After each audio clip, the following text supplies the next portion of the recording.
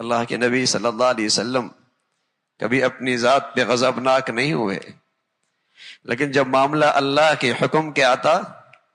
تو چہرے کا رنگ بدل جاتا، چہرے کا رنگ بدل جاتا۔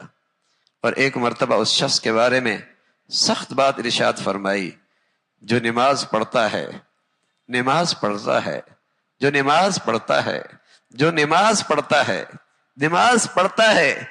لیکن خانہ خدا میں نماز کے لیے حاضر نہیں ہوتا۔ نماز پڑھتا ہے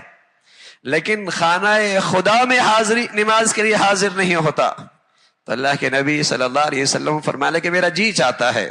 نوجوانوں سے کہوں لکڑیاں اکٹھی کریں، یہاں جماعت کھڑی ہو، اور پھر میں ان کا گھر جلا ڈالوں جو اپنے گھروں میں نماز پڑھتے ہیں۔ خانہ خدا کی یہ عظمت اسلامی معاشرے مسلمان سے